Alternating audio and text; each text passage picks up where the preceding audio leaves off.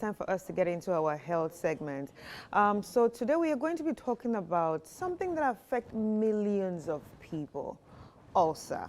Well, this often misunderstood sores are known to cause discomfort and havoc in our digestive system, and if left untreated, can actually cause serious problems to your health. Well, I'm not the doctor, but we have a doctor here that is going to help us, decipher all about the ulcer.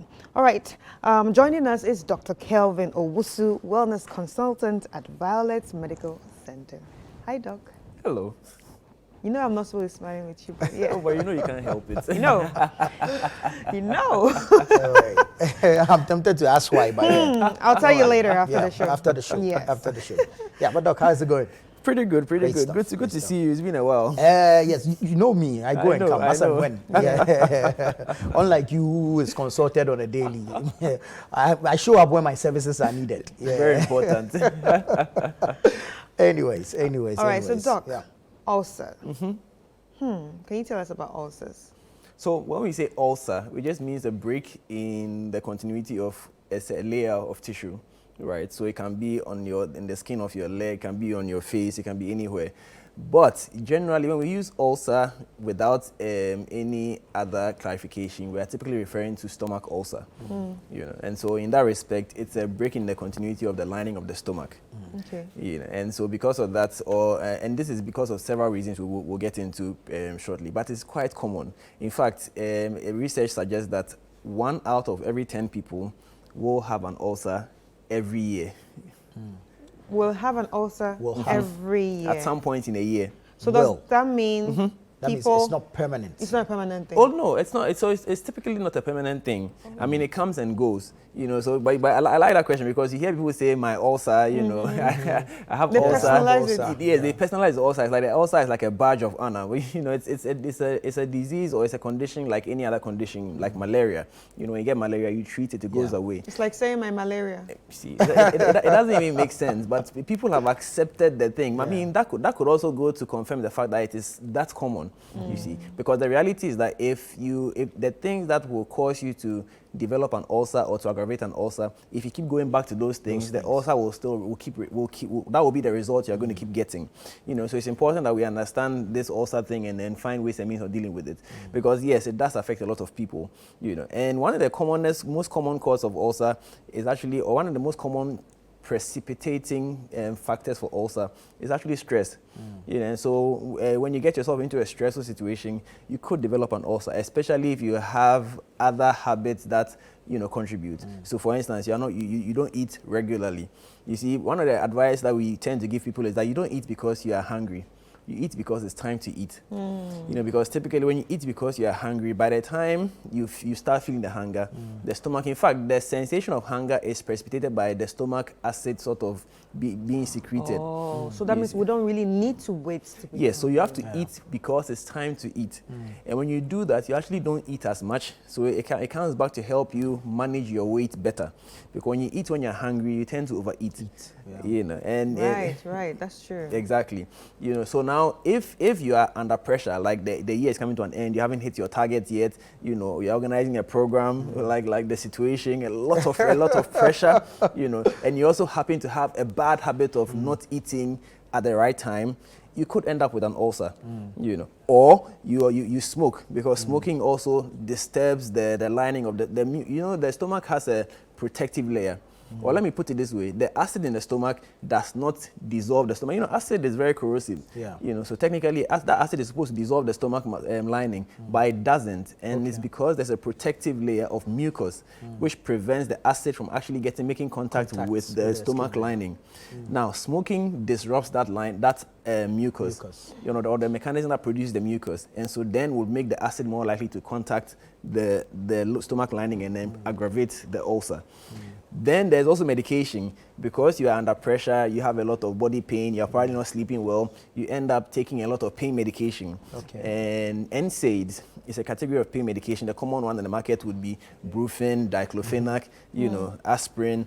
So when you're taking medication that contain these mixtures of painkillers, you are also going to aggravate or you're going to precipitate an ulcer because the NSAIDs also disrupt the mucous protection. Right. And that can end you up with the acid making contact with the stomach lining, you see. Then there's the almighty Helicobacter pylori, which is a H. bacteria. pylori. H. pylori. That is how it's H. pylori. Helicobacter pylori. Yes. Wow, It's a very powerful I name. never asked what the H, the Yes, H was. so that's the full Helicobacter. name, Helicobacter. So if I don't know, I can say helicopter. So yes, Helicobacter pylori is a bacteria that actually is found in almost 90% of people who have ulcer. You know, so it also breaks down the mucous layer and you know. Is it found in people that that have ulcer, or you can contract H. pylori? So you can actually contract H. pylori. It's a fecal-oral transmission, or it's transmitted from how do I put it nicely? It's morning TV, so I have to. Spoons. I read somewhere spoons. Well, I mean, you see, the bacteria is shed through feces. You know, so if you go to the loo and you don't wash your hand well, and then you know you go and eat, you are reinfecting yourself. Or you go and share food with somebody, you are infecting that person. You know, so the H. pylori gets into your system that way, and then it settles in the stomach, begins to act on the stomach lining. I mean, sorry, the mucous protection. It erodes that mucous protection, and once the mucous protection is removed, then the acid now makes way into it makes contact with the stomach wall. And then it begins to break down the stomach wall. And once there's a break in continuity, you have an ulcer. You know, and if that ulcer is not treated, it can lead to several complications that can actually end you dying. So an ulcer, even though it's quite common and we don't respect it as much, it can kill you. Right. Yes, right. because it can result in serious bleeding. So if somebody was to come to me with symptoms of ulcer, one of the most important questions that I would have to ask is for the color of your toilet. What does your toilet look like? You see, because when you have an ulcer and that ulcer erodes into a blood vessel, you know, it begins to bleed. Now, when that ulcer begins to bleed, because the stomach is so high in the digestive system, the blood is digested. Okay. Right, and so it comes out as black. We call it black tarry stool. The stool is black, like it's like tar. again, it's morning TV, so you know. Well, forgive It's me. just black like tar. It's not my fault. I mean, they gave me the topic, you know. Apologies, but we need to educate your people. So the stool it's black because of the iron in blood. And then it's tarry, so like it's kind of sticky, you know. And so if you have stool like that, it means that there is bleeding happening up there in your stomach, you see. Now, if the stool happens to be red like blood, then it means that the bleeding is so severe that the body doesn't even have time to digest it.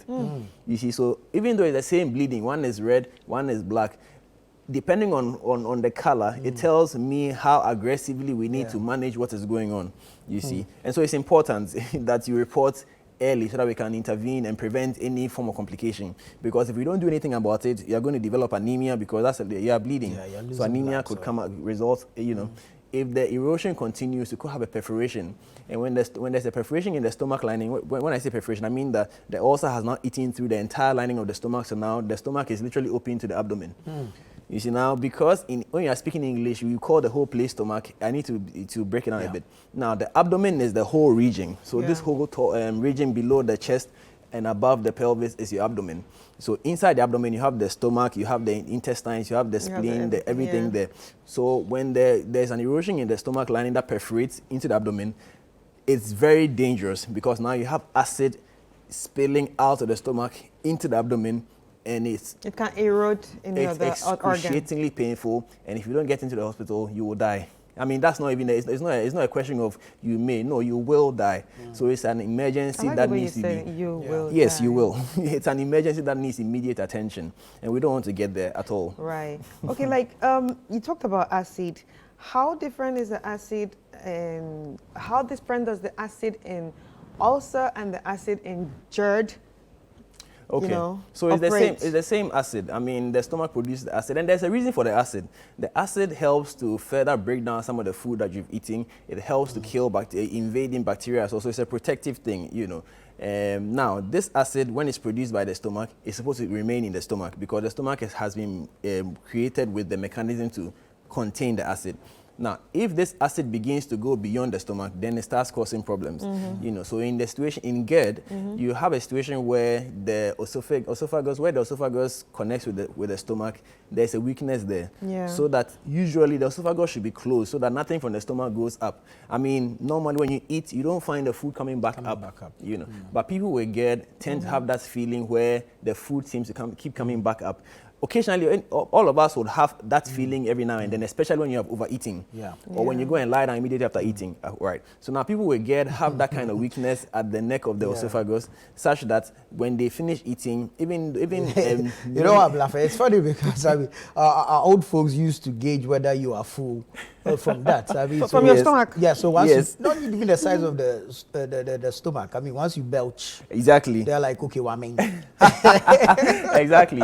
You know, so people with GERD actually would have that belching episode. You know, so but you see, whereas for most people without GERD, after a few minutes after eating, they can lie down, recline, and have no problem. People with GERD, even after after several minutes, sometimes even hours, they cannot recline or they cannot lie down flat, because once they do that, the food is coming back up. You know, so the acid is coming back into the esophagus, and it's irritating the esophagus because there's so no much heartburns and all that. I didn't get the food coming up, but I got mostly the whole acid, the chest tightening. You can actually breathe. Wow. I went to the hospital thinking I have maybe become asthmatic. Or having a heart attack. So they had to put all those things to check. In fact, the name heartburn is actually a misnomer. You see, but in the past, because I mean the esophagus is quite close to the heart, so when you're having that discomfort over there, the thinking was it's coming from the heart. So that's where the term heartburn came from.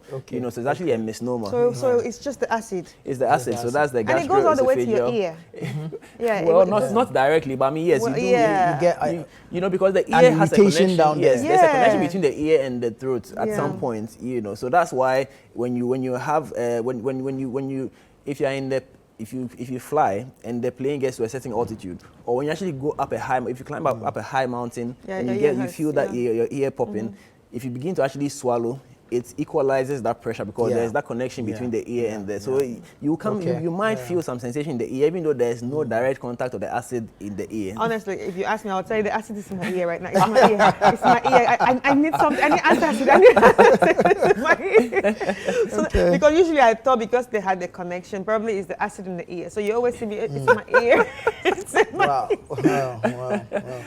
Wow, that's interesting. I mean, so ulcer is a big deal. I mean, like I said, a lot of people don't put enough respect on it because some people actually have ulcer and they never bother to go and get treatment, you know, until the ulcer gets complicated, and then it gets, you know, it's a whole different ball game. So it's important that we go get ourselves evaluated because it's treatable. For most people, if you treat the H. pylori, the ulcer will heal, you know. But if you go and get yourself exposed to H. pylori again, then the ulcer will come back. It's just like malaria. If you go and sit in a place where there are a lot of mosquitoes. You get malaria. If you treat the malaria and you go back to that same place, you probably get the malaria again. And I've also realized because like most of these stomach problems all have like the same kind of symptom. People do not like to go to the hospital. They just tell me that ulcer. Sometimes it might not even be the ulcer. You know, and end up worsening the situation. You understand? You might be taking the wrong drug, even the wrong dosage and all. Exactly. I mean, it's just, I think it's more of a money matters, you know, because when people don't have money, they tend to justify whatever decision they are making. Oh, it's not a big deal. Oh, it will go away. But indeed, it will not go away by itself. It will probably get worse. You know, it needs attention. But doctor, can you just tell that somebody has an ulcer without certain tests? Maybe the person just sharing their symptoms. Can you just say, okay, oh, from what you say, it's an ulcer? Usually, but based on what you said earlier about things looking alike, it's difficult to just based on what you are telling me conclude as an ulcer. I can have an idea, it could be an ulcer, it could also be this or it could be that, you know. So I need to go a step further and do a physical examination to see what's going on. And then even beyond that, the gold standard for diagnosing an ulcer is an endoscopy. That's so scary. We need to put a camera down your throat and go and look for the ulcer. And where exactly it's hiding. And where exactly it's hiding. You're telling him down your throat. Did they put it into your stomach? Yes, the camera has to go all the way Pushing into your it down. stomach. Because the thing is, depending on your age, you see, it might not just be an ulcer. Exactly. It might actually be cancer. Because yes. So, I mean, the fact that we need to go and look at it to confirm that this is just an ordinary ulcer we are dealing with. Yeah. I mean, if a patient comes to me, 45, 50, 55, and this is the first time the person is complaining of such symptoms, it could just be that we are dealing with a stomach cancer. So it will be unethical for me to actually conclude that it's ulcer without requesting an endoscopy. You see, so even though it's uncomfortable, it plays a major role because we need to see what we are dealing with, and then it affords us the opportunity to take a sample, a biopsy, and send it to the lab. If it's an ulcer, if it's just an ulcer, you can't even do test. You can test, take a sample and test for the H. pylori to know that H. pylori is there, and then we know what it's ulcer. We just treat it because H. pylori treatment is about a week or two, and then you are good to go. You see, but if it's cancer and we are wasting 2 weeks on H. pylori, it could be something else. But having said that, there are indirect ways of also testing for the H. pylori. We can test your stool, we can test your blood, to see if the H. pylori antibodies are in there or the antigen is in the stool, and then we can treat presumptively. But like I said, it depends on the age and other associated factors before we can just draw that conclusion. Doc, where can people find you? Well, I'm active on social media, Kelvin Owusu MD, so TikTok, Facebook, YouTube, wherever, just find me there. My clinic is also active, Violence Medical Center on social media. All right, awesome. All right, people, you know where to go. Look for Doc. Charlie, go and get checked. You understand? Because I think it's crazy. I mean, the first time I had an episode, or can I call it that, I rushed to the clinic because I felt my ribs caving in. The pain was here. It was intense. It was caving in. So yeah, I had to rush in, and then the first thing was like, stop eating spicy food. I don't know what the relationship is, but yeah, I was told to stop eating spicy food, which I have not stopped, but yeah, I'm working on it. I mean, if you have an active ulcer, the spicy food will irritate the ulcer, but that's why you should treat it. Get it treated and enjoy your spicy food. I mean, Charlie, life is too precious to be avoiding spicy food. Okay, thank you so very much, Doc.